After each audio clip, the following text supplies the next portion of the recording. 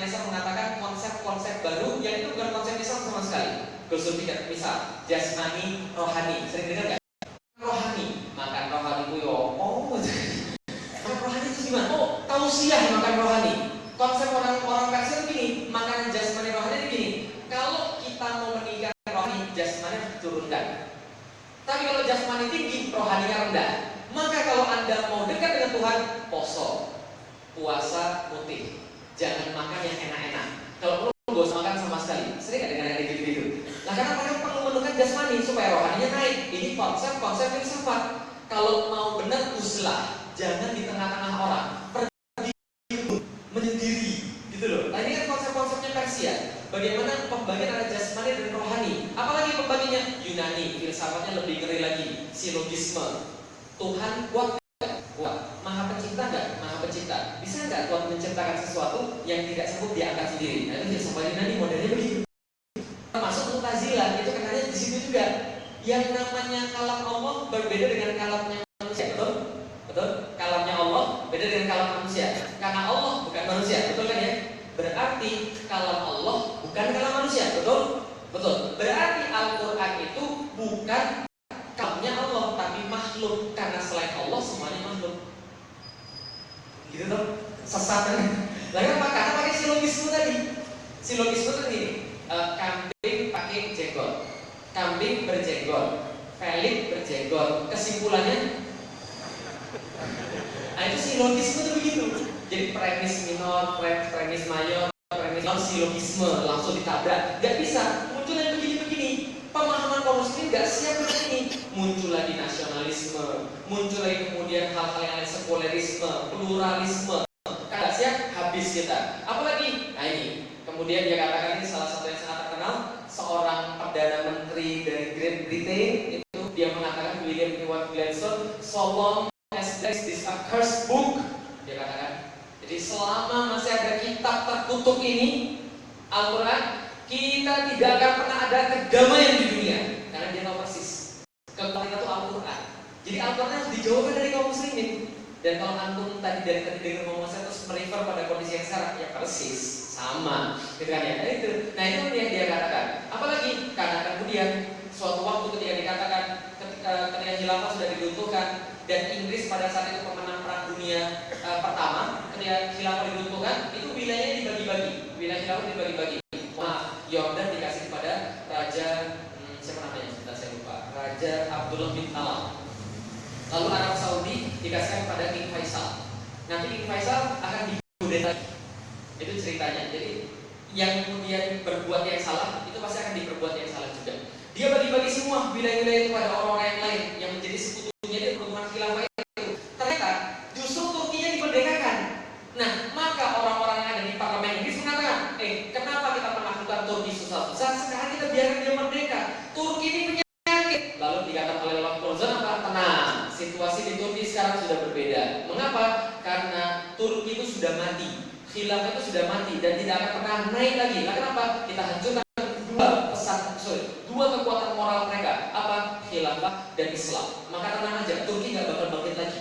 Kalau Islam mereka ada, bisa jadi. Kalau khilafah mereka ada, bisa jadi. Tapi khilafah nggak ada, Islam nggak ada. Turki sekarang bukan Turki yang kemarin. Tenang, Turki nggak akan pernah bangkit lagi. Itu kata Lord Curzon ketika dia ditanya kenapa dia memberikan kemerdekaan pada Turki, sementara yang lain dia taklukkan.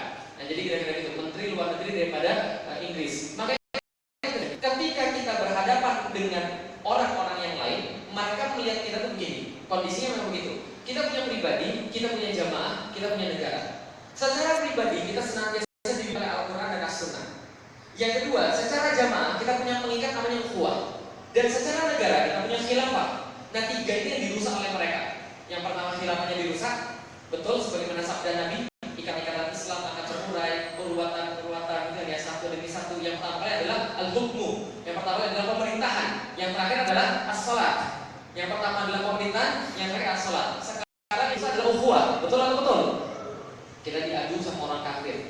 Gara-gara pemimpin orang kafir mau berkuasa di Jakarta, orang muslim diadu sama orang muslim. Gitu kan ya? Lalu mereka memberikan analogi-analogi yang salah, pemikiran Gus Zulfikar yang salah. Seperti apa? Iman itu urusan kita sama Tuhan, dosa ikut-ikutan. Apalagi mending mana? Muslim jujur, muslim korup atau kafir jujur? Gitu kan ya? Ada yang bilang kita bukan memilih pemimpin, pemimpin memang nggak boleh kafir. Yang kita pilih itu membantu. Loh, emang nggak pernah dengar hadisnya Rasul? Al-imam Ra'in. Imam itu seperti penggembala. Kalau penggembala sama dombanya, itu kira-kira penggembala yang ngurusin dombanya atau domba yang ngurusin penggembalanya? Pernah lihat nggak ada penggembala dipijitin kaki sama domba-dombanya gitu? Nggak pernah. Yang namanya pemimpin yang membantu, pemimpin yang pengurus, pemimpin yang pelayan, dan itu kekuasaan. Tapi kita pengen didistorsikan pemikiran-pemikiran Islamnya dengan cara apa? Ghuzul fikr, seolah kemaksiatan menjadi benar. Jangan takfirin dong, jangan mengkafir-kafirkan orang. Terus mau bilang apa lagi? Tadi dalam Islam, wama yang bagi orang Islam ini dan falayuk balaminku. Berarti dalam Islam cuma ada dua, ada Islam sama goyrol Islam, itu aja. Ada Islam dan selain Islam. Kalau bukan Islam berarti kafir. Kalau nggak mau dibilang kafir, masih ada satu lagi, munafik. Mau yang mana? Ini rusaknya orang tuh begitu, ngasih dua pilihan sama-sama jelek. Paham teman sekalian? Mending kafir jujur atau muslim korup, kayak nggak ada muslim yang jujur aja. Gitu kan? Ini kan pertanyaannya kita. Nah ini mereka hancurkan, ukhuwahnya dihancurkan. Mengapa? Karena kalau ikatan ukhuwahnya salah, tidak akan pernah terbentuk peradaban yang benar. Sebagaimana dikatakan oleh Ustaz Ridwan tadi, kita dihancurkan khilafahnya sudah. Sekarang ukhuwahnya mau dihancurkan. Ikatan di antara manusia bukan diikat lagi berdasarkan ukhuwah, tapi diikat dengan sesuatu yang lain yang sangat berbahaya. Contoh, ini zamannya orang sudah sombong melebihi syaitan. Nah kenapa? Syaitan itu dikata di dalam Al-Quran. Apa kata-kata yang sangat terkenal? Quote-nya syaitan. Ana khairum minhu ya. Saya lebih baik daripada dia. Setidaknya syaitan itu nggak ngajak orang merusak gitu ya. Tapi zaman sekarang bukan ana khairum minhu lagi, nahnu khairum minhum. Coba, kami lebih baik daripada mereka. Ngajak orang dong. Coba lihat, alhamdulillah ya, kita tuh tinggal di Indonesia. Alhamdulillah damai banget. Kita itu semuanya ada di sini. Inilah Islam Nusantara. Gak seperti Timur Tengah yang kerjanya ribut mulu. Kita lebih bagus daripada mereka. Hati-hati betul.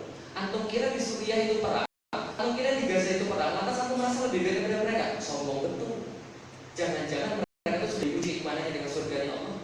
Sementara kita diuji dengan kemewahan tadi, kemegahan tadi, kedamaian tadi, dan kita nggak berbuat apa-apa untuk Islam. Nauzubillah min dzalik. Sombong betul. Kita diminta untuk menggandeng ikatan ukhuwah dan ikatan kenusantara. Kita diminta untuk nggak peduli pada saudara kita di tempat yang lain. Itu aneh.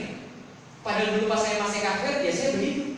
Tapi ketika saya sudah masuk Islam, gitu kan ya, saya masya Allah orang bersyahadat itu saudara saya yang saya bela sampai mati. Ya kalau seandainya di yaumil kiamat itu akan jadi pembela juga buat saya. Ya, ketika dia perang sama saya perang, menerima peluru buat itu adalah pahala buat saya. Kan gitu kan ya? Itu diajari Rasul kan? Sekarang nggak gitu. Indonesia maju, takbir, takbir. Itu siapa yang menang kalau sana yang sering? Siapa yang masuk surga kalau sana yang bunuh-bunuhan? Nggak ada. Karena dalam semuanya mau diganti. Al-Quran As-Sunnah mau dipikirkan. Pasti sekarang ini habis, ini mau dihabisin. Al-Quran As-Sunnah nggak dekat lagi. Bahkan Al-Fatihah aja sudah ada apal.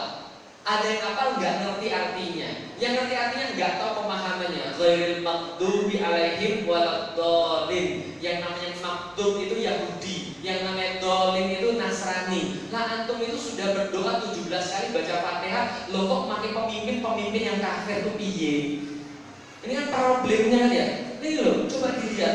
Ngeri loh Ghuzul fikr ini. Terus apa lagi? Selain Ghuzul fikr itu, nah inilah kemudian salah satunya nasionalisme, demokrasi, pluralisme, sekularisme, liberalisme ditanamkan terus pada kaum muslimin. Nah sebab apa? Sebab mereka tuh ingin bisa menjauhkan kaum muslimin dari Islam.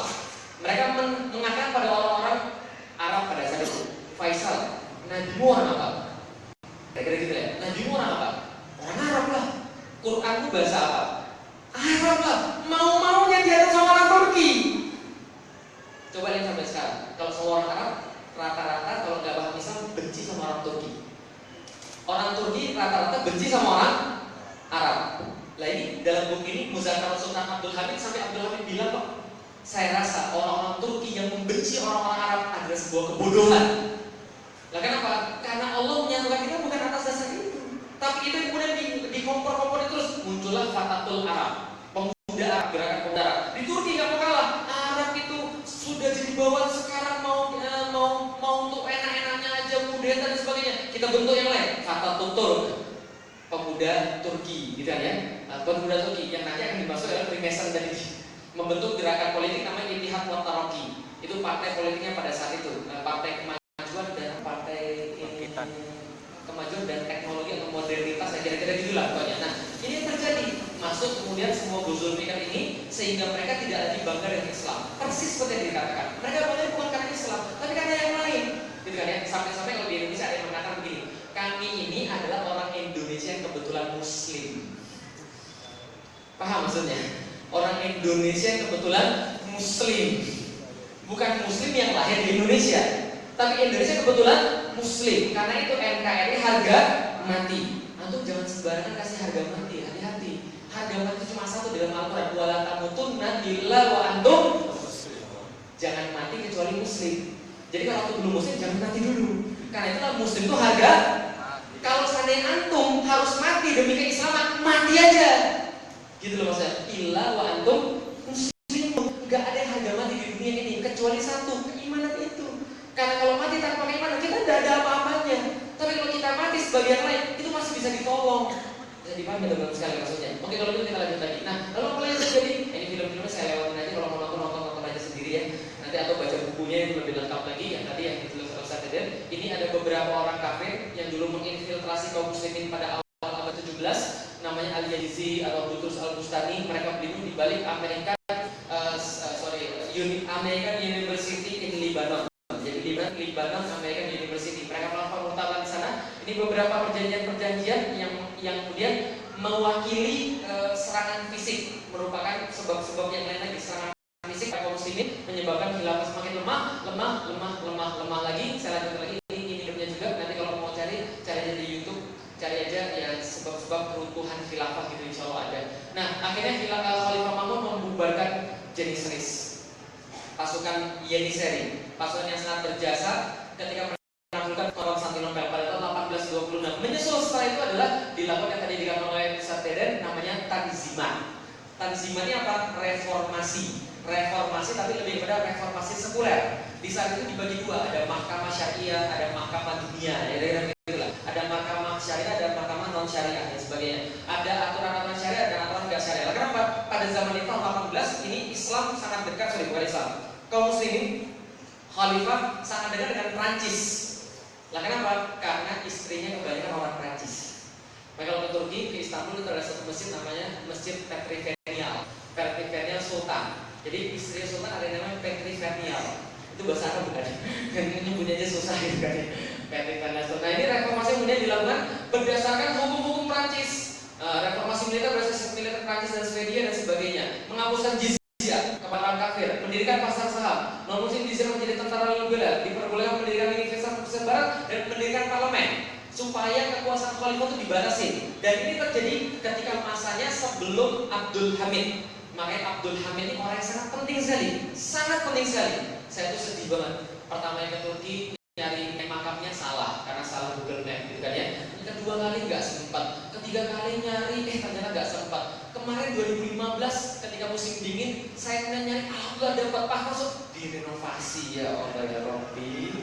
Pada saat itu datang itu udah nangis di depan. Kenapa nangis? Saya bilang, ya Allah Abdul Hamid, kamu tuh semasa hidupmu tuh jungkir balik, gak tidur siang malam berusaha mempertahankan khilafah itu agar kaum itu gak tercerai-berai, ngelawanin orang Freemason, ngelawanin orang Muslim sendiri, ngelawan orang Islam yang gak jelas itu. Pas dia mati, ya Allah, ubah semuanya. Paham gak sih rasanya kayak gimana sih? Antum tuh mempertahankan yang antum yakin ya, tiba-tiba anak cucu antum sendiri merubah yang antum yakin itu. Wah, kalau dia masih hidup nggak tahu seperti apa. Nah, lalu kemudian ini adalah hukum pertama diaplikasikan misalnya di Mayung Script, yang misalnya di Utsmani adalah hukum barat saat itu. Utsmani menggunakan sistem parlementer, membagi dua mahkamah menggunakan cara barat untuk membuat dan menuliskan hukum positif. Bukan cara Islam lagi, bukan atas ijtihad lagi, bukan. Tapi dengan cara barat menelurkan hukum, bukan dengan ijtihad. Padahal Islam harusnya dengan ijtihad, gitu kan ya, berdasarkan dalil. Nah, maka berkuranglah wilayah-wilayah Utsmaniyah, apa yang tadi sudah saya katakan, tata tertib dibuat pada tahun 1836, didirikannya di mana? Paris, bro. Dan tempatnya di mana? Di loji-loji Freemason. Di mana? Di Sisilia, loji-loji Freemason di daerah Prancis. Itu mereka rapat-rapatnya di sana. Nah, ini adalah loji-loji Freemason Itali, Prancis support penuh. Apa yang dibuat? Nah, ini beberapa kelemahan yang lain. Dan ini adalah tentang Jamalun al-Afghani. Sedikit saya kutipkan, saya juga ngeri kalau bahasa gini. Tapi saya cuma kutipkan Muzakarat bahwa zaman Al-Ghani ini pernah disampaikan bagaimana penilaian Abdul Hamid ini. Abdul Hamid ini orang benar, orang lurus, dan dia adalah sultan yang paling benar di antara sultan-sultan yang lain. Nah, kenapa sultan-sultan itu kerjanya bangunin bangunan mewah? Karena kenapa? Mereka pikir bahwa bangunan mewah adalah penyebab kebangkitan. Padahal sebenarnya bangunan mewah adalah hasil kebangkitan, bukan penyebab. Maka dibangun istana Berlebih, istana Berlebih Ciran, istana Dolma Bahce dan sebagainya. Itu mah dibuat. Nah, tapi ketika masanya ini masanya beres. Nah, dia mengatakan jamu seperti apa? Telah sampai padaku sebuah tulisan dikisah oleh Kementerian Luar Negeri Inggris tentang seorang pelawak bernama Al-Ghani. Saya sendiri sangat mengenal dia. Dia adalah tinggal di Indonesia dan dia adalah seorang yang sangat berbahaya sekali. Nah, kenapa? Karena gerakannya itu adalah pan-Islamisme yang lebih kepada pan-Arabisme, bukan pan-Islamisme yang sebagaimana dibuat oleh Sultan Abdul Hamid yang lebih kepada penyatuan khilafah atas dasar ukhuwah. Dia itu pan-Islamismenya jiwanya pan-Arabisme. Jadi pan-Arabisme apa? Lebih kepada nasionalisme, asobia, etnisitas, bukan ukhuwah. Kira-kira gitu. Nah, ini salah satu guru-gurunya dan juga murid-muridnya, nanti bahasnya kapan-kapan saja. Ini ketika khilafah dihapuskan pada tahun 1924 secara official. Nah, secara official setelah dihapuskan dan sudah habis. Nah, kemudian dibuat apa lagi? Fathul Arab, ini ada 1911. Ini sedikit yang tadi dibahas oleh Ustaz Deden. Ini bendera revolusi Arab yang disepakati kepada Raja Faisal. Salah satu cara yang paling mudah untuk menanamkan nasionalisme, mau tahu caranya? Kasih bendera. Kalau sudah dikasih bendera, ini bendera saya, yang lain bukan saya. Hati-hati betul. Islam boleh ada bendera, tapi nggak boleh adalah asobiyah. Gitu ya. Islam boleh ada kelompok, boleh ada harokah, boleh ada kelompok dakwah, yang nggak boleh asobiyah. Mereka dikasih ini, maka mereka bergerak berdasarkan asobiyah. Bagaimana ceritanya asobiyahnya? 1917 itu perang dunia pertama. Pasca perang dunia pertama, yang terjadi adalah blok sekutu melawan blok sentral. Blok sekutu siapa? Amerika belum itu belum ada ya, belum ikut ya. Inggris, Prancis dan sebagainya. Sedangkan blok sentral adalah Jerman sama khilafah. Loh, kok Jerman bergabung sama khilafah itu gimana ceritanya? Ceritanya saya juga kurang tahu lengkapnya, tapi yang jelas secara sejarah saya kumpulkan ini jebakan. Khilafah Utsmani awalnya nggak mau ikut, tapi karena letaknya di situ terpaksa, akhirnya mau ikut blok sekutu. Blok sekutu bilang, sorry bro, kita sudah penuh. Blok sudah aja, kira-kira begitulah. Nah, sehingga mereka itu blok sentral, blok Jerman. Maka mulai tahun 1914, 1917, blok sentral kena sekutu yang siapa? Yang menang sekutu. Ketika menang sekutu, maka diputuskan perjanjian Sykes-Picot pada tahun 1916, 1917. Maka apa kemudian keputusannya? Keputusannya sayang sekali itu nggak berwarna. Nanti cek di internet ya, perjanjian Sykes-Picot. Itu perjanjian antara Inggris dan Prancis, antara Jenderal Sykes dan Jenderal Picot. Lalu mereka memutuskan untuk membagi dua wilayah khilafah Utsmani. Enak ya? Dia kalah, kita bagi dua wilayahnya. Kamu dapat apa? Aku pengennya Tunisia, kata Prancis. Aku pengennya apa? Algeria. Tempatnya Zinedine Zidane. Zinedine Zidane itu kalau baca pakai bahasa Arabnya Zainuddin Zidane. Serius lo nggak percaya? Bener loh. Zinedine itu kan Zainuddin Zidane. Dan dalamnya itu Aljazair kemudian ditakluk oleh Prancis. Inggris ambil apa? Inggris ambil Irak, Inggris ambil Syam, Inggris ambil India, Inggris ambil apa aja. Ada filmnya yang bagus kalau zaman Bien itu namanya Lawrence of Arabia. Kalau zaman sekarang itu filmnya The Queen of the Desert. Itu salah satu filmnya. Belum pernah nonton ya? Gak ada TV ya di rumah. Sama. Nah, itu salah satu filmnya bagaimana seorang cewek namanya Gertrude Bell, dia itu peneliti asal Inggris, mendalami setiap tribe atau bani-bani di Arab, sehingga dia tahu betul siapa pegang kekuasaan. Dia menjadi mata-mata Inggris yang pada waktu itu dikepalai oleh Lawrence of Arabia di bawah pemerintahnya Winston Churchill, sehingga menghasilkan plan ini. Jadi plan ini yang buat siapa? Seorang wanita namanya Gertrude Bell. Itu ada seorang partition plan dibagi dua. Inggris dapat apa aja, kemudian Prancis dapat apa aja. Dalam perjanjian ini setelah menang, Inggris langsung mengkhianati Raja Faisal. Karena Pak Raja Faisal minta Jaziratul Arab plus Irak plus Syam. Ternyata nggak dikasih.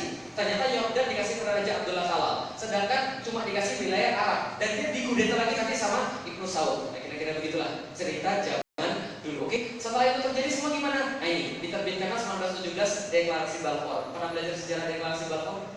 Dulu pas kita belajar itu kita ingatnya apa sih? Nggak ingat apa-apa kan? Ternyata itu kejadian yang sangat penting. Deklarasi Balfour.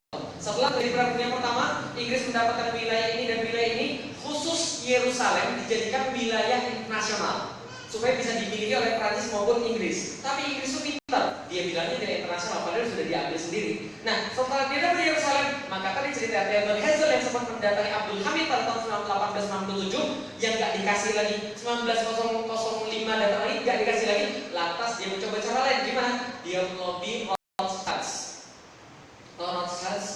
Rothschild itu perisai merah, itu orang paling kaya gara-gara riba, dia ambil kemudian duit banyak sekali. Lantas Rothschild menghubungi pada Menteri Luar Negeri Inggris namanya Balfour. Maka Balfour langsung menerbitkan deklarasi atas nama Ratu Elizabeth, atas nama Ratu Inggris untuk kemudian memberikan wilayah ini kepada Yahudi. Jadi itu ceritanya. Mana bacaannya? Ini bacaannya. Pemerintah sedih bagi dan memandang positif pekerjaan di Palestina tanah itu orang Yahudi dan akan menggunakan usaha keras terbaik mereka untuk memudahkan pencapaian tujuan ini. Berarti pertama kali siapa yang ngasih tanah kita kepada orang Yahudi? Ingat baik-baik siapa musuh Anda itu? Inggris. Ingat baik-baik, ya. Sejarah itu akan berulang. Mereka akan selalu begitu. Inggris pertama kali ngasih wilayahnya. Setelah dikasih wilayahnya, mimpi buruk kaum muslim dimulai, pembantai demi pembantaian. Lengkap 1922 diterbitkan oleh LBB, Liga Bangsa-Bangsa, itu mainannya Inggris sebelum jadi PBB, itu menerbitkan namanya List of Nations, menerbitkan Mandat for Palestine. Itu memberikan sebuah alasan yang lebih kuat lagi, yang lebih legal lagi bagi orang-orang yang begitu memasuki tanah Palestina. Hasilnya total, nah ini orang-orangnya sebelumnya, Lawrence Arabia, hasilnya begitu. Gantengan saya. Raja Faisal yang tadi dia membelot terhadap khilafah, dia mengkudeta khalifah, dia gugur terhadap khalifah untuk melayani kepentingan Inggris pada saat itu. Saya nggak bahas sekarang ya, yang saya bahas sejarahnya. Jadi jangan sampai antum mengkait-kaitkan dengan sekarang ya. Saya nggak ada benci apapun sama Arab Saudi, tidak. Yang saya bahas adalah dulu. Yang nanti kita bahas bagaimana membangkitkan kembali khilafah. Nanti kalau ada waktu. Tapi yang jelas ini dulu yang terjadi dan ini adalah beberapa gambar-gambar yang bisa kita kumpulkan. Ini adalah partition plan yang disiapkan oleh Inggris pada saat itu ketika perjanjian Sykes-Picot setelah berkoordinasi dengan tadi Gertrude Bell. Ini bagaimana pandangan Faisal tentang Zionis. Jadi memang bukan karena Islamnya, tapi karena memang dia pengen kekuasaannya. Yang sebelahnya namanya Weizmann. Weizmann adalah bosnya Zionis. Nah, tapi pakai kopiah itu kayaknya pantas gitu ya. Kalau saya pakai kopiah itu kayak nggak pantas ya aku gitu ya, karena nggak punya jenggot.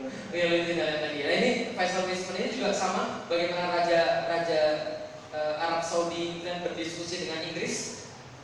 Nah, jadi Saudi Revolt, England Campaign dan sebagainya, akhirnya Mustafa Kemal yang meruntuhkan khilafah. Jadi pukulan terakhir itu oleh Mustafa Kemal.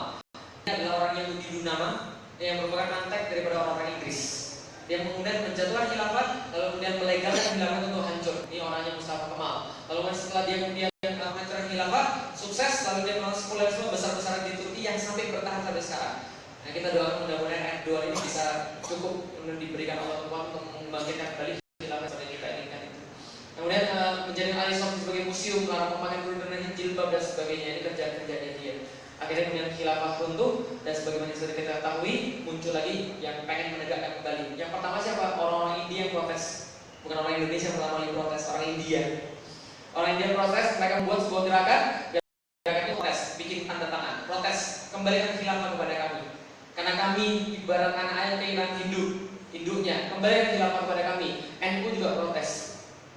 Tapi kayaknya saya nggak berhak untuk mengatasnamakan, saya cuma mengutip saja dari bukunya Api Sejarahnya Profesor Ahmad Mansur Suryanegara. Yang saya dapat adalah menurut tulisan beliau pada Maret 1925 diadakan muktamar khalifah di Kairo untuk mengembalikan khilafah tadi. Mesir untuk membahas pernyataan kembali kaum muslim setelah khilafah diruntuhkan oleh Turki. Maka wakil Indonesia adalah Haji Fahrudin dari PP Muhammadiyah, Surya Pranoto, Syarikat Islam, dan Haji Wahab Hasbullah dari organisasi Ulama Surabaya. Gagallah kemudian konferensi ini, kemudian diadakan lagi muktamar Islam sedunia 1926 dan waktu Indonesia diputuskan Umar Said Cokro Aminoto, kemudian Mas Mansur, sedangkan wakil daripada Ulama Surabaya enggak diikutkan di sana sehingga mereka kemudian membentuk Nahdlatul Ulama pada tahun 1926. Nahdlatul Ulama, kebangkitan ulama. Kita doakan mudah-mudahan betul seperti namanya. Insyaallah. Nah, kemudian ada beberapa lagi yang lain. Masyumi perjuangannya gagal, kemudian ITI yang kemudian dikriminalisasi dan sebagainya, yang kemudian disusupi oleh intelijen dan sebagainya, hingga jadilah seperti negara-negara boneka dalam Abdul Nasir di Mesir, Jimmy Carter di Sental yang kemudian membuat kaum muslimin kalah ketika perang 5 hari, Yom Kippur itu sehingga muncul sebuah khayalan bahwa Israel tidak terkalahkan dan sebagainya. Beberapa ini yang terjadi, nah ini juga sama kejadian rasanya banget ya. Saya tuh gimana ya? Ketika melihat kayak gini-gini tuh ya sedih gitu loh.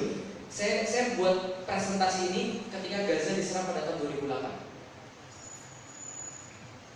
Jadi ketika Gaza diserang pada tahun 2008 itu saya buat ini. Jadi saya sendiri ketika kaum muslim bersalaman dengan orang kafir di depan mata mereka ketika orang itu berlumuran darah kaum muslim. Stres.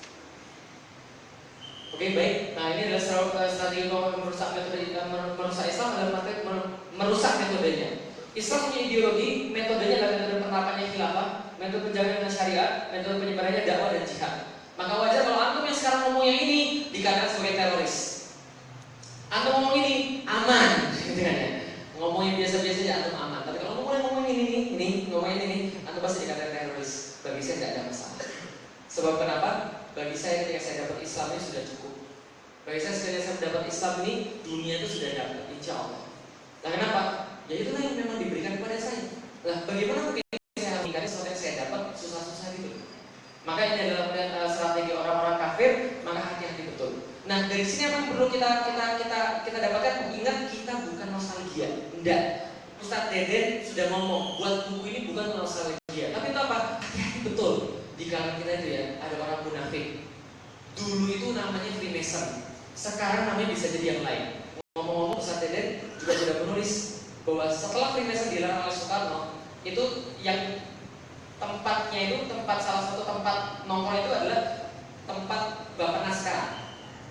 Itu dulu adalah loji bintang timur. Ketika sudah dilarang, mereka bergerak dalam dua gerakan, Lions Club, Rotaries Club.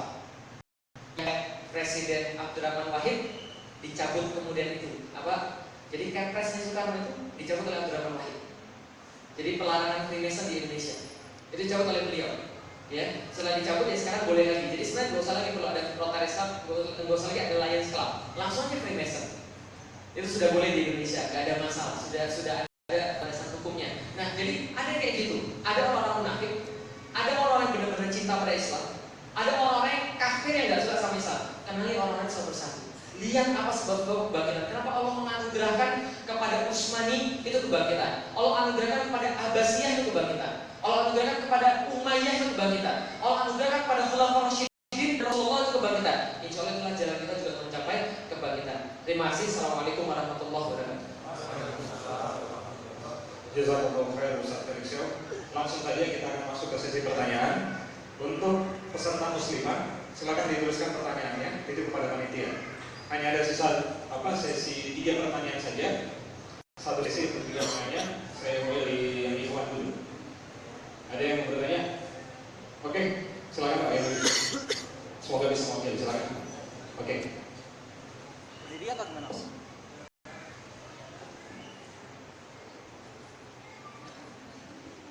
Yang awal silakan tuliskan pertanyaannya dan ditulis kepada kalian. Assalamualaikum warahmatullahi wabarakatuh. Terima kasih banyak pemaparannya Ustadz Deden sama Ustadz Felixio, sangat menambah ilmu saya. Yang di awal pemaparan tadi Ustadz Deden sempat bilang kalau Theodor Herzl inilah yang memprakarsai berdirinya negara Yahudi Israel. Dan beberapa sumber yang saya baca itu dia memang didanai oleh Rothschild seperti yang sudah dijelaskan Ustadz Felix. Nah, yang dikoneksikan sekarang ini apakah si Rothschild ini masih mendanai perusahaan akidah umat Islam di global negara sekarang ini atau tidak? Dan yang kedua, apakah negara Turki akan bertahan terus maju seperti ini atau kelak di mendekati akhir zaman akan runtuh kembali atau semakin menguat? Terima kasih banyak. Assalamualaikum warahmatullahi wabarakatuh. Waalaikumsalam warahmatullahi wabarakatuh. Selanjutnya untuk yang berada di luar ruangan, Ikhwan yang berada di luar ruangan. Oke, silakan Mas, yang paling di sana, yang kanan tadi. Oke, silakan berdiri Mas. Oke.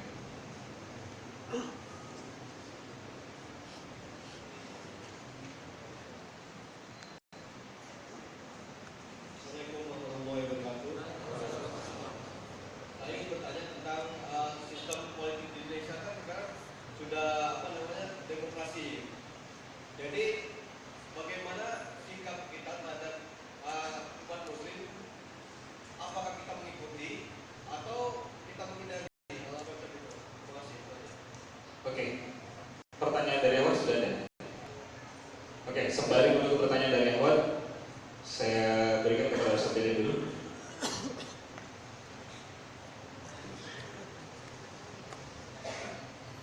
Baik, saya akan mencoba menjawab hanya satu pertanyaan saja dari pertanyaan pertama. Apakah fosil sampai saat ini masih keturunan-keturunannya masih, ya, fosilnya sudah nggak ada. Fosil yang masa dulu sudah nggak ada.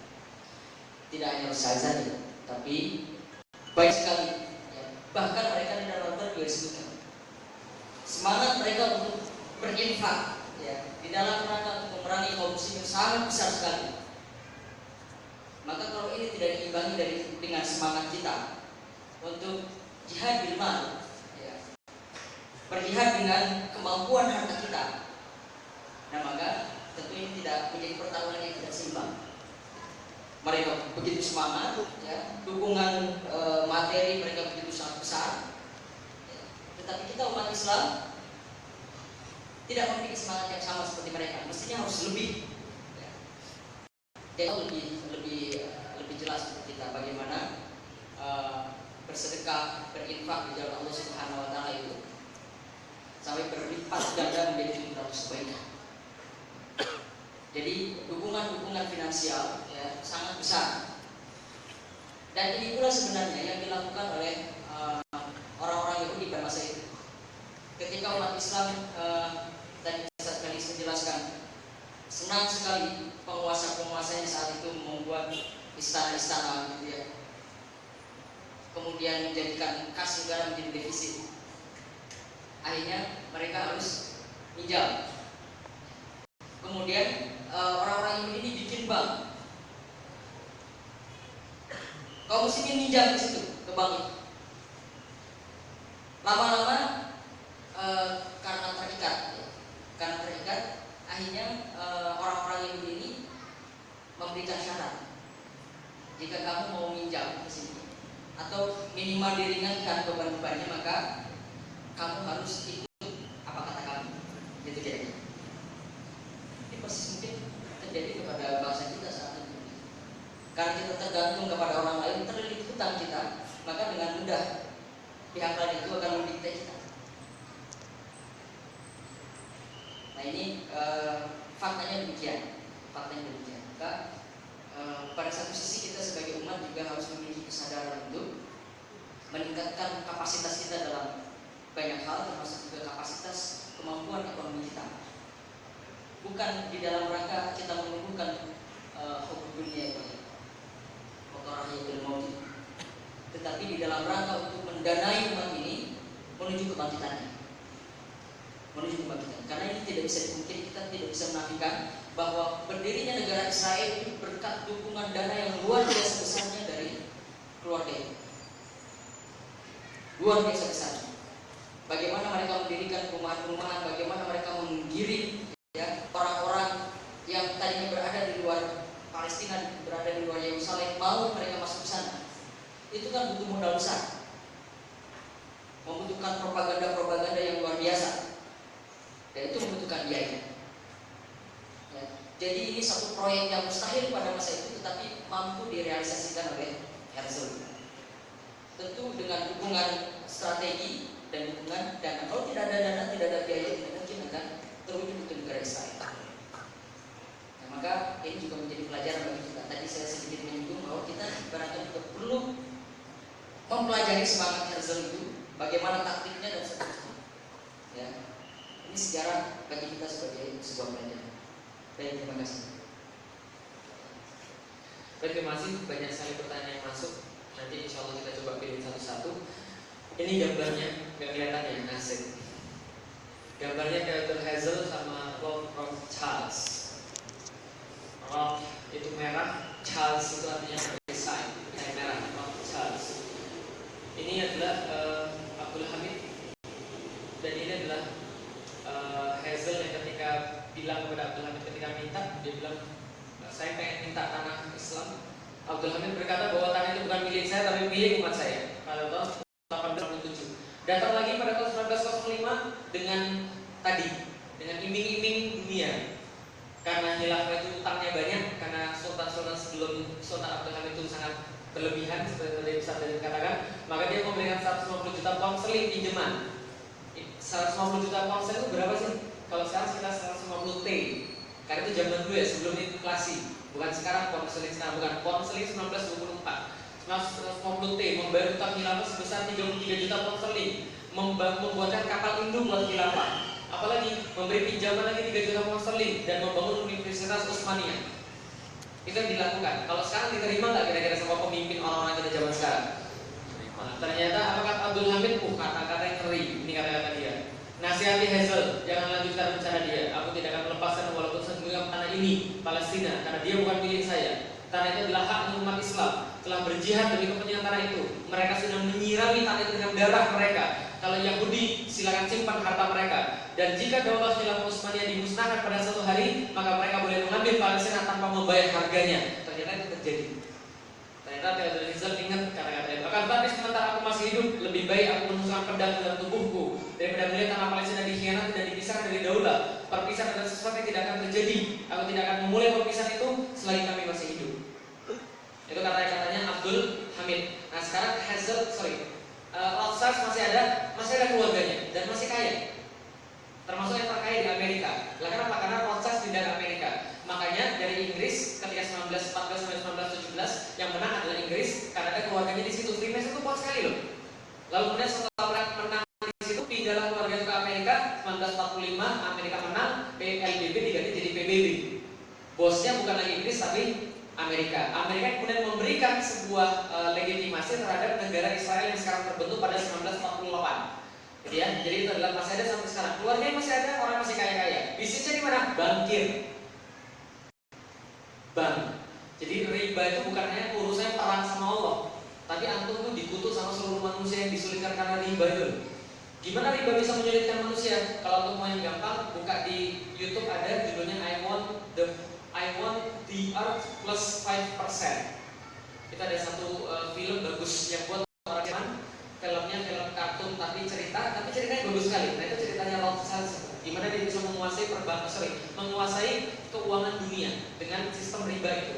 Persis seperti sekarang. Dan dia menguasai dan menyeting beberapa situasi-situasi yang khusus di dunia termasuk perang-perang juga sama. Gitu ya. Itu yang terjadi. Itu pertama. Yang kedua tentang demokrasi. Fakta yang terjadi sekarang adalah kita berada di negara yang menerapkan demokrasi. Maka bagaimana perjuangan kita di sana? Jadi gini ceritanya. Saya selama berdiskusi dengan seluruh ustaz-ustaz, seluruh ulama-ulama, tidak ada yang mereka itu berkelainan pendapat bahwa menentukan hukum selain hukum Allah itu hukumnya haram. Karena dalilnya sudah sangat jelas. Al-hukmu illa lillah. Wa man lam yahkum bima anzalallah fa ulaika humul kafirun. Fa ulaika humuz zalimun. Fa ulaika humul fasikun. Semua saudara, kalau nggak fasik, zolim ya kafir, gitu kan ya, 3 itu saja. Nah maka berhukum terus dengan hukum Allah. Innallaha ya'murukum an tu'addul amanata ila ahliha, fa idza hakamtum bainan nas an tahkumu bil adl. Apa yang dimaksud dengan tahkumu bil adl, berhukum dengan adil? Ya ayyuhalladzina amanu atiullaha wa atiur rasul wa ulil amri minkum wa in tanazatum fi syai'in farudduhu ila Allahi wa rasul. Itu yang dimaksud dengan adil, hukum Allah dan hukum Rasul. Karena tidak ada yang adil selain itu. Sesungguhnya kebenaran hanya datang daripada Tuhanmu, jangan termasuk orang yang rugi. Apa hukmal jahiliyah yabghun wa man ahsanu minallahi hukman liqaumin yuqinun. Apa hukum jahiliyah yang kalian inginkan dan hukuman yang lebih baik daripada hukum Allah bagi orang yang yakin. Berarti kalau bukan hukum Allah berarti hukum jahiliyah, gitu kan ya? Yang terjadi kan. Dan orang-orang zaman dulu yang jahiliyah itu ada banyak jahiliyah. Ada tabarujal jahiliyah, ada hukmal jahiliyah, ada asabiyah jahiliyah. Artinya itu yang tidak boleh. Semua sudah sepakat. Yang berbeda pendapat, yang saya katakan. Jadi hukum itu sudah selesai ya. Oke ya, selesai ya. Yang berbeda pendapat adalah ada kelompok yang menyatakan bahwa demokrasi itu adalah menentukan hukum selain hukum Allah. Ada yang menyatakan demokrasi hanyalah prosesi politik. Kalau sudah di situ, berarti masuknya masuk ke fikih dakwah, bukan ke hukum syara lagi. Kalau sudah fikih dakwah, pembahasannya panjang karena tergantung dengan situasi. Contoh. Anu ketemu sama orang yang pacaran. Jangan pacaran ya. Anu ketemu sama orang yang gak kerudungan. Gimana? Kerudungan itu wajib atau tidak? Wajib. Terus atau ngomongnya gak di depan dia? Afwan ukhti, pakai makhraj. Afwan ukhti. Anti ini haram. Masuk neraka besok. Ngomong gitu dah. Nah, itu namanya fikih dakwah. Ada pertimbangan yang lain daripada pertimbangan hukum. Selain benar dan salah, ada pertimbangan etika, ada pertimbangan iya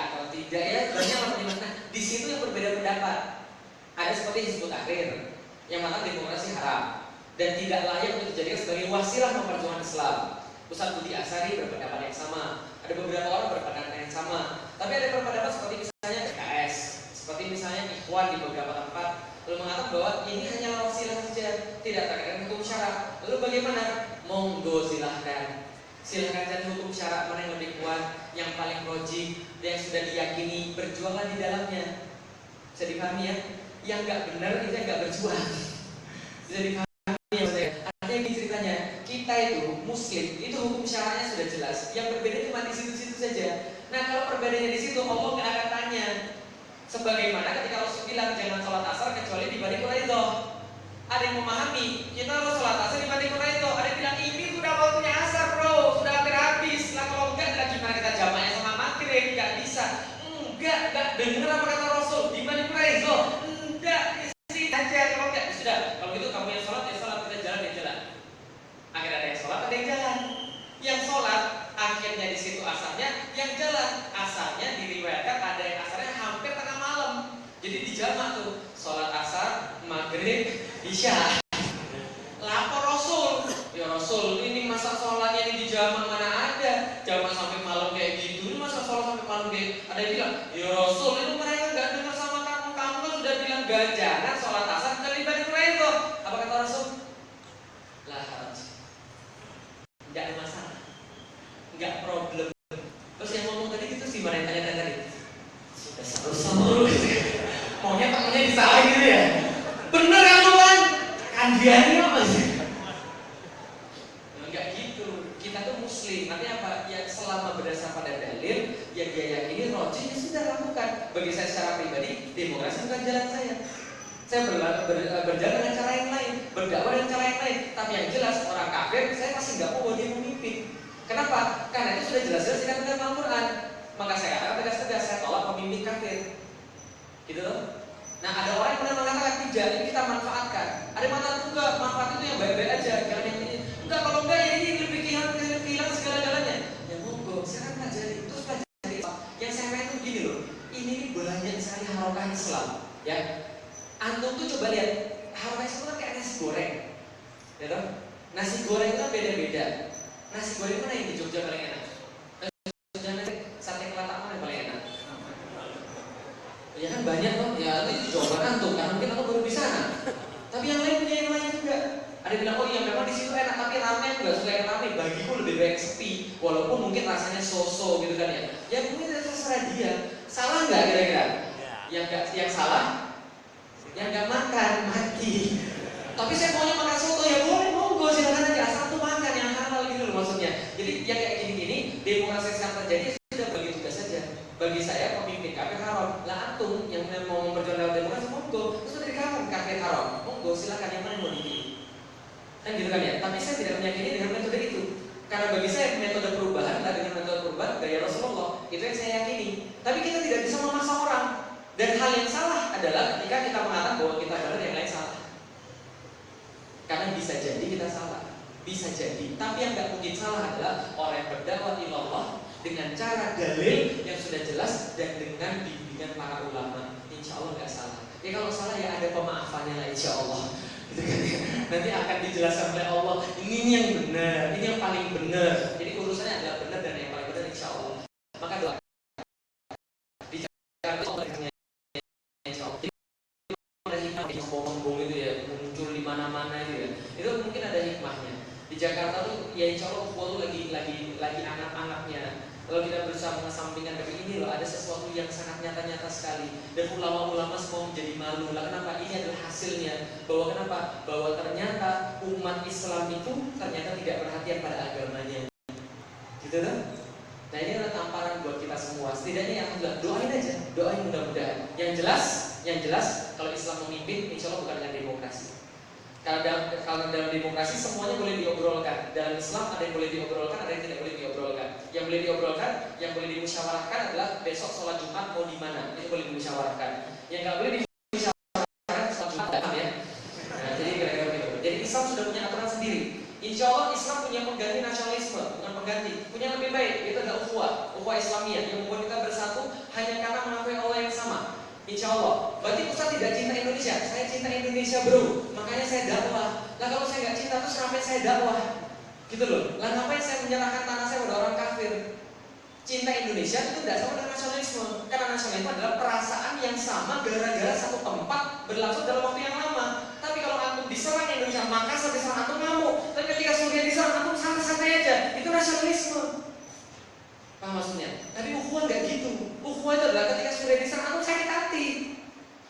Gitu loh. Dan gak ada yang bela. Itu sakit hati ketika Gaza diserang antum sakit hati. Karena itu rumah antum.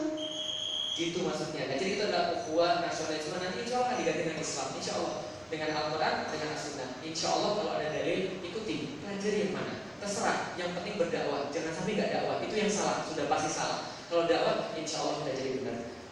Berikutnya ya. Ada yang lain? Oh tadi, yang banyak tadi. Oke, bagaimana cara membangkitkan khilafah? Jawaban singkat aja ya. Saya punya buku judulnya Khilafah. Dan di situ sudah saya tulis dan bagaimana caranya membangkitkan khilafah dalam apa yang saya kaji. Ya, yang jelas itu yang saya kaji. Lah kalau misalnya ada pemahaman yang lain, monggo silahkan. Kita ini kaya kok. Dari itu kaya zakat kalau ada yang lain. Tapi bagi saya, secara singkatnya, khilafah itu akan terjadi ala minhaji nubuwah. Kan ada hadisnya summa takunu khilafatan ala minhaji nubuwah. Setelah panjang itu yang pertama adalah masa kenabian, yang kedua adalah khilafah, yang kedua mulkan aldon, mulkan jabariyah, yang kelima summa takunu khilafatan ala minhaji nubuwah. Kemudian akan datang khilafah yang berdasarkan manhaj kenabian. Berarti yang pertama harus dipelajari manhaj kenabian itu apa?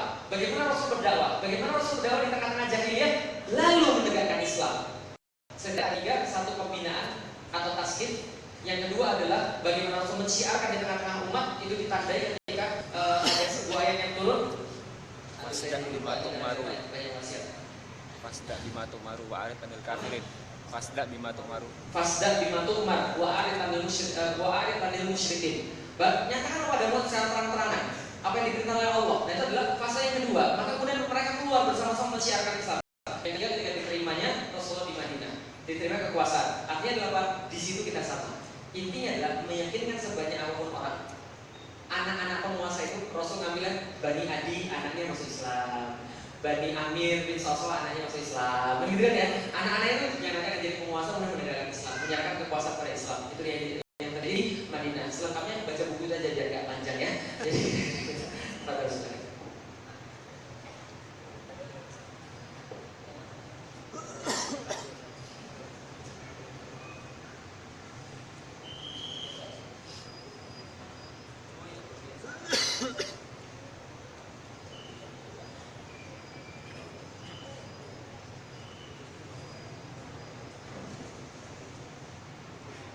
Baik, ini karena banyak sekali ya, tidak sempat saya baca juga ini yang perlu dijawab.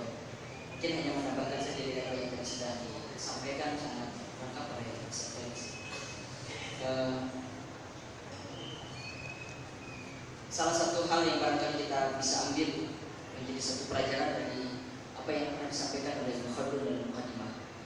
Dan sesungguhnya ini yang menjadi penyebab dari keruntuhan Doli Utsman itu sendiri, maka ini bisa kita jadikan sebagai sarana untuk membalikan keadaan. Jadi seperti tadi yang sudah kita bicarakan, bahwa di antara faktor yang bisa menyebabkan suatu peradaban itu runtuh adalah yang pertama, perpecahan di antara umat. Maka itu yang harus kita perbaiki. Kita rekatkan kembali ukhuwah Islamiyah kita. Dan ini berkaitan dengan persoalan yang kedua, masalah tentang hidup bermegah-megahan. Karena ada yang mengatakan selama kita dalam perjuangan dengan penuh jerih payah, maka kita akan senantiasa dalam satu hati. Tetapi ketika kita mulai berpikir tentang dunia, maka kita akan saling sikut menyikut. Ya, kita akan saling sikut menyikut. Mestinya kita harus meneladani apa yang sudah digambarkan oleh Allah Subhanahu wa taala di dalam Al-Qur'an tentang muhajirin dan ansar. Walladzina tabawwa'u ad-dar wal imana min qablihim yuhibbuna man hajara ilaihim wa la yajiduna fi sudurihim hajatan mimma utu wa yuthibuna 'ala anfusihim wa law kanu bihim khassasah. Orang-orang Allah mencintai orang-orang muhajirin. Ya. Dan tidak ada sedikit pun didapati dalam hati mereka keinginan atas apa yang mereka berikan kepada orang-orang muhajirin. Dan mereka mengutamakan kepentingan orang muhajirin dibandingkan dengan kepentingan diri mereka sendiri. Ini yang kita namakan sebagai ita. Ita itu adalah tingkatan tertinggi dalam ukhuwah. Nah, ini yang barangkali yang perlu kita bangun. Dalam masalah akhirat kita harus berlomba-lomba, berfasadul khairan. Tapi dalam masalah dunia kita saling mempersilahkan. Ya. Nah, kenapa kemudian fenomenanya terbalik sekarang? Masalah dunia kita saling sikut mengikut, masalah akhirat kita saling mempersilahkan. Ada soft kosong di depan kita, monggo, silakan duluan. Ya. Mestinya ekstrimnya kita rebutan gitu. Sikut-sikutan gitu. Ekstrimnya begitu. Masalah akhirat ini kita harus berlomba-lomba. Kenapa fenomenanya terjadi begitu? Kata Allah, ya anakun Allah yang menayani dunia, bahwa ma'anil akhirati hum ghafilun. Mereka hanya tahu masalah urusan dunia saja, tetapi terhadap masalah urusan akhirat mereka abai. Jadi mereka hanya berpikir tentang masalah nikmat, masalah rezeki itu adalah sesuatu yang berupa materi, tetapi tidak merupakan kesempatan ibadah. Itu adalah nikmat. Bisa membaca Al-Quran yang banyak itu adalah nikmat dan rezeki dan seterusnya. Karena kita sering memahami hakikat nikmat dan hakikat rezeki.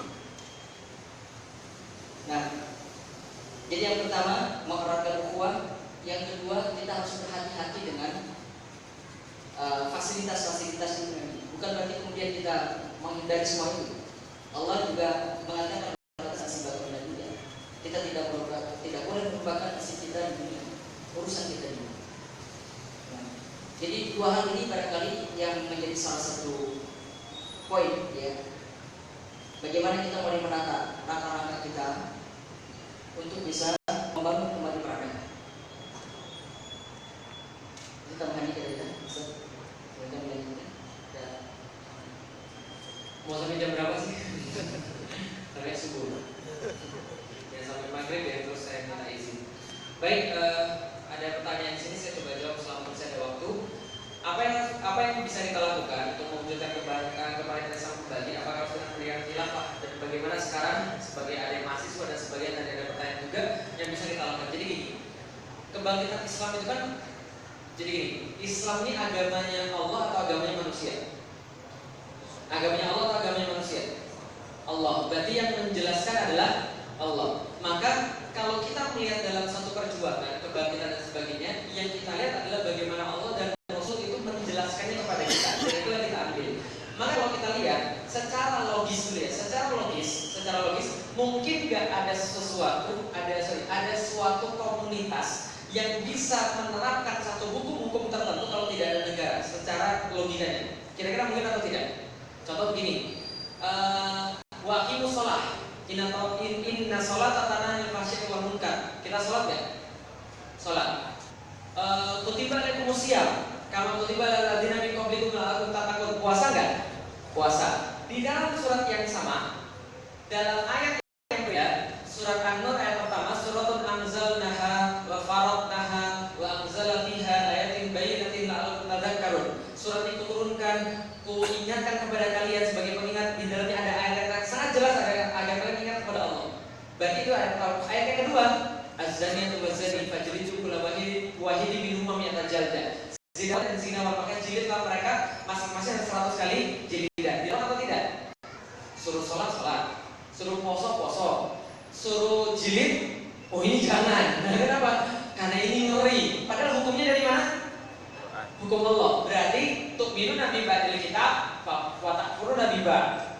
Padahal Allah sudah tanya, apa tu'minu nabi ba'dil kitab wa takfurun nabi ba'. Apakah kalian mengambil sebagian saja dari kitab ini lalu mencampakkan sebagian yang lain kayak orang Yahudi? Kan gitu kan ya? Nah itu kan adalah pelajaran buat kita. Berarti tidak bisa. Artinya, contoh, kalau ada yang berzina di antara kita, banyak nggak orang yang berzina zaman sekarang?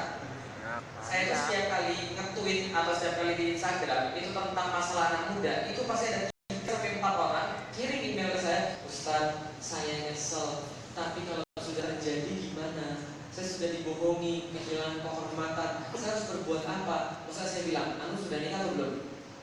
Kalau sudah nikah sini saya rajam. Gitu nggak kira-kira? Nggak bisa. Kalau ada orang yang zina kita rajam, kita masuk penjara bro. Nggak bisa karena itu Allah. Dan tidak bisa juga kenapa? Karena sebelum merajam seseorang melibatkan hukum Islam yang lain. Melibatkan apa? Hukum bayinah, hukum pembuktian, gitu kan ya. Lalu kemudian bagaimana hakim itu memberikan sanksi kodoknya hakim, gitu kan ya. Melibatkan banyak hal yang lain ya. Sekarang nggak ada. Loh, nanti bisa usah di hakim lah. Hakim itu bukan pakai hukum Islam. Nah, harus ada pemimpin. Nah, karena itulah hukum itu tidak bisa terlaksana kalau tidak ada pemimpin. Orang pergi keluar dari bertiga jadi suruh tunjuk satu pemimpin. Sholat aja harus ada pimpinannya. Boleh dua enggak? Satu aja. Lah supaya apa? Biar sholatnya benar gitu loh maksudnya. Lah masa bernegara ini pemimpinnya bukan Islam terus gimana? Khilafah itu sistem kepemimpinan Islam, maka harus ada. Karena itulah yang dilakukan oleh Rasulullah. Rasul itu menjadi seorang kepala negara. Dan ketika Rasul wafat, itu kemudian dia mengatakan sebelum wafat itu mengatakan taraktu fikum amroin lan tadilu abadan in tamassaktum bihima. Ada dua perkara yang tidak akan hilang. Tidak akan sesat kalau kita berpegang. Yang pertama adalah kitabullah wa sunnah. Kitab Allah dan sunnah. Itu apa? Yang ada pemimpin yang menerapkannya. Makanya khulafaur rasyidin ada. Rasul meninggal hari dimakamkan hari Rasul meninggal hari Senin, dimakamkan hari dia dimakamkan malam Rabu. Berapa lama jenazah Rasul ditunda atau dimakamkan? Ya pokoknya segitu ya, Senin sampai malam Rabu. Pertanyaannya, apa hak jenazah?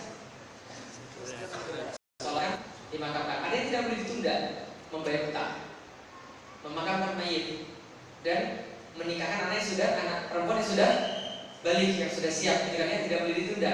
Ternyata sahabat-sahabat menunda Rasulullah dimakamkan. Seorang Rasul, Nabiullah, ditunda dari Senin sampai ke malam Rabu. Ngapain mereka? Ada sesuatu yang penting banget ini. Ngapain mereka? Mereka berkumpul di Saqifah Bani Sa'idah untuk menunjuk seseorang di antara mereka menjadi pemimpin sehingga seluruh hukum Islam mampu dilaksanakan. Yang kalau itu tidak ada, maka mudorotnya lebih besar daripada memakamkan Rasulullah. Para sahabat masih benar atau enggak? Lah kalau aku bilang enggak benar, ya Syiah dong. Yang Syiah kritik kan itu. Lah kenapa mereka menunda memakamkan Rasulullah? Abu Bakar enggak benar, Umar enggak benar. Enggak gitu. Umar itu adil. Abu Bakar itu orang yang paling dekat dengan Rasulullah, paling tahu tentang Islam. Maka beliau itu menunda pemakaman Rasul untuk memilih seorang pemimpin. Maka baru setelah Khalifah Abu Bakar dibayar di Masjid Nabawi, maka pemakaman itu dilangsungkan oleh Khalifah. Gitu ya. Dan berarti secara normatif, secara logis, secara sejarah itu terjadi. Maka kalau kita mau meniru ala minhajin nubuwah, sebagaimana saudara katakan, summa takunu khilafatan ala minhajin nubuwah, berarti ya minhajin nubuwah yang begitu. Berarti harus ada khilafah. Lalu khilafah seperti apa? Nanti kita bahas apa? Biar seru gitu loh, biar bersambung gitu loh. Yang jelas itu yang. Nah, kalau itu sebagai maksudnya gimana? Apakah isi di majelis taklim kita sudah termasuk menegakkan khilafah? Sudah termasuk dalam kebaikan? Insya Allah kebaikan. Yang kecil-kecil tuh nggak ada yang remeh kok dalam Islam. Karena Ustaz Salim menceritakan kemarin bahkan anjing berselonjor aja masuk Quran kok. Padahal cuma gara-gara nemenin tidur. Nah iya. Anjing berselonjor aja ceritanya masuk Quran. Antum bolak-balik kayak koprol gak masuk Quran. Ini anjing berselonjor loh masuk Quran loh. Nggak ada yang remeh di dalam Al-Quran. Nggak ada yang remeh di dalam agama insya Allah. Bahkan sekadar mengisi pengajian, memberikan leaflet, forward WhatsApp, gitu kan ya. Nggak ada yang remeh insya Allah. Debu aja bisa dipakai untuk tayamum, kok apalagi antum. Yang bisa pakai tayamum, tapi bisa yang lain itu maksudnya. Setidaknya bisa begitu, insya Allah nggak ada yang remeh. Udah pokoknya apapun yang kita pahami, apapun yang kita tahu, kebangkitan Islam itu harus kita jalani ya insya Allah. Nah apapun yang menjadi kontribusi kita, yang punya duit yang keluar duit, yang punya rumah yang keluar rumah, yang punya motor yang pinjemin motornya itu dakwah, yang bisa nulis yang nulis, yang bisa nyebarin media sosial yang sebarin, ya apapun yang bisa lakukan. Nggak mungkin atau nggak bisa ngapa-ngapain. Ya tadi yang anjing selonjorannya masuk, atau selonjoran bisa nggak? Ya, tapi kan aku bukan anjing gitu maksudnya. Jadi kan harus apa yang lebih daripada selonjoran itu. Baik, terima kasih.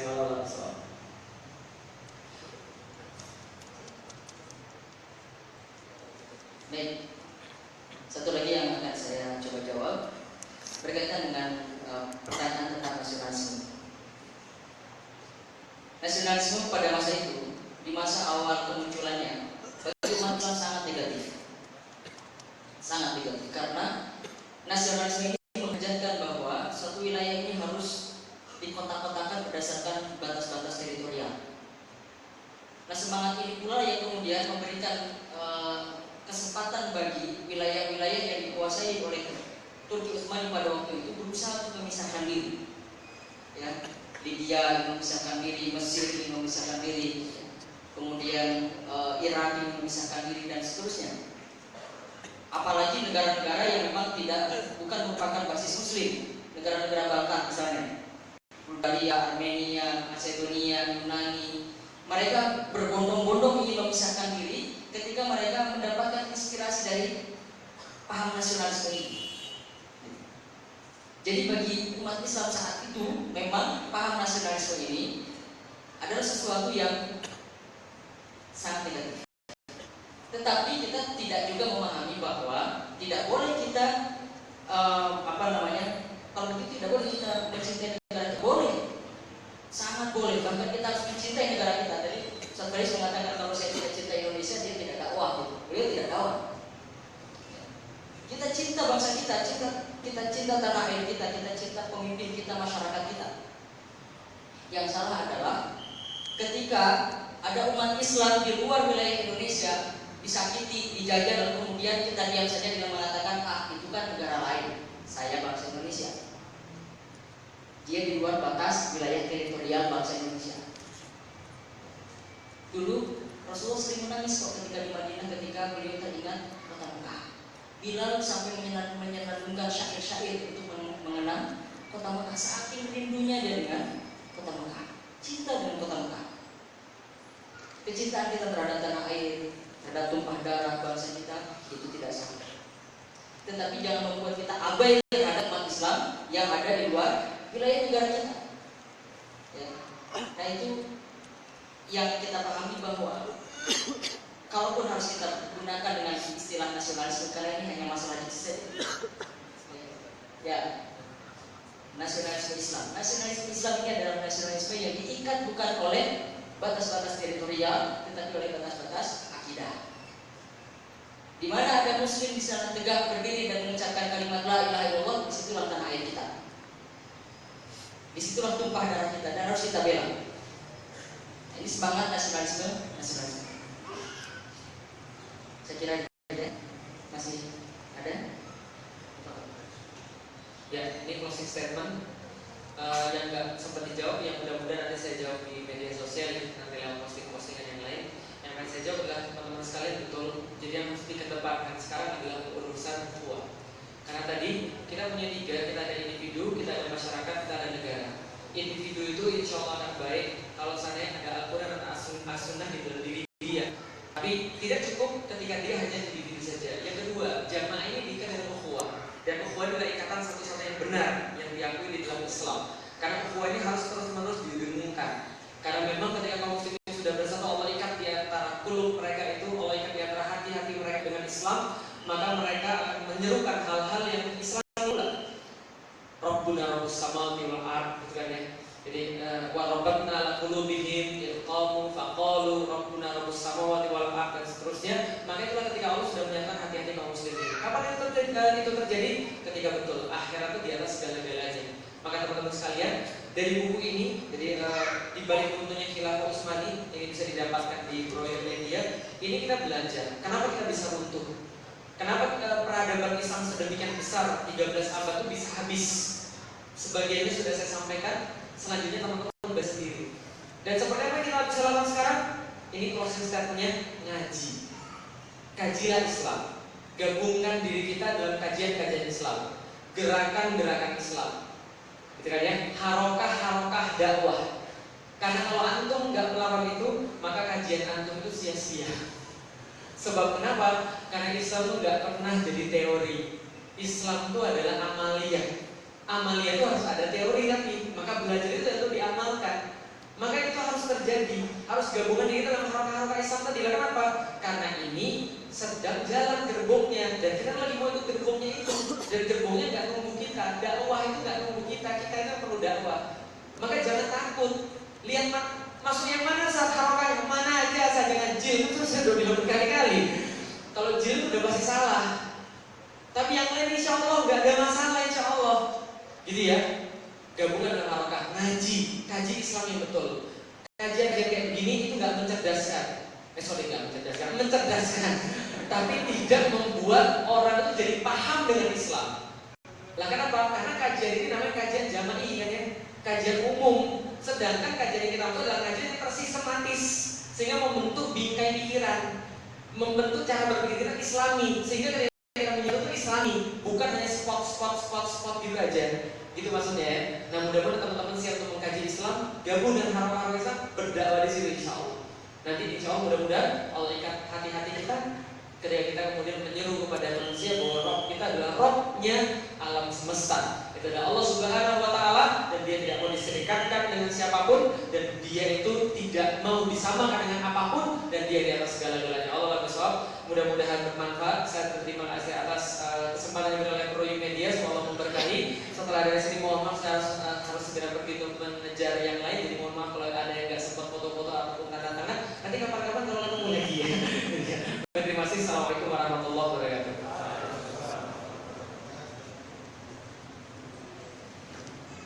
Oke, ada 3 door prize untuk 2 orang ikhwan penanya, 1 orang abad. Tadi ada 2 orang ya? Oke, silakan dibagikan. Terus yang satu ini untuk penanya atas nama Sinta. Nanti Mas Irin silakan diberikan yang punya kertas ini. Saya tutup dengan baca doa kafaratul majlis. Subhanallah, astagfirullah wa atubu ilaik. Sampai berjumpa kembali. Ada pengumuman. Assalamualaikum warahmatullahi wabarakatuh. Pengumuman yang pertama bahwa insya Allah pada Kamis depan tanggal 29 September di Masjid Jawa Barat ini ada kajian Majelis Nabi edisi khusus jam 4 sore dengan tema berani menikah, jangan takut hadapi masalah.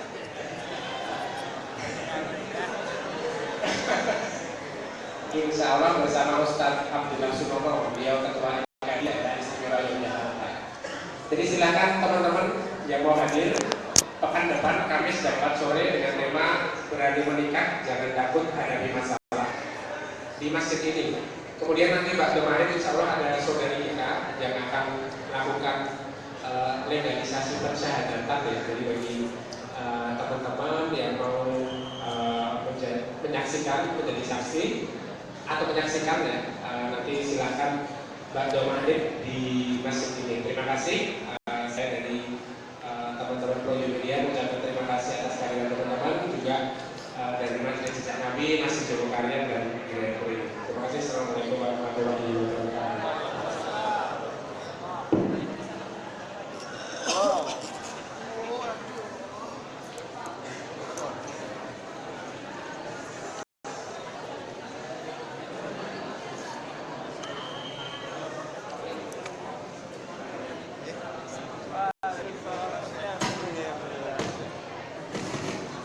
Iya masih.